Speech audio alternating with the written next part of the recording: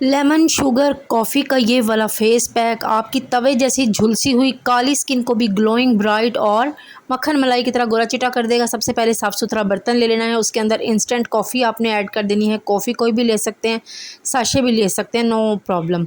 आपने 1 टीस्पून के करीब कॉफ़ी लेनी है। हाफ़ टी स्पून इसमें नमक का ऐड करना है। नमक भी बहुत ज़्यादा अमेजिंग चीज़ है आपकी स्किन पे से मैल कुचैल को साफ़ करने के लिए।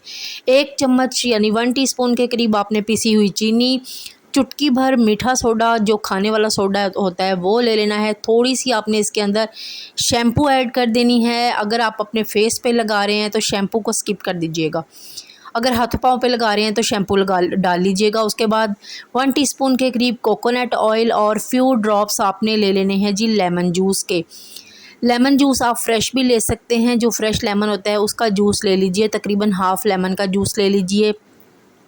तमाम चीज़ों को अच्छे से मिक्स कर लीजिए। बहुत ही ज़बरदस्त सा आपका पैक, बहुत ही ज़बरदस्त सी ब्लीच आपकी रेडी हो गई है, जो आपकी स्किन को नेचुरल ब्लीच करेगी, ग्लो करेगी, ब्राइट करेगी। आपने इसको अच्छे से मिक्स कर लेना है और 15 से 20 मिनट के लिए आपने इसको अपने हाथों पाँव पे, गर्दन पे और चेहरे पे लगा के छोड़ देना है।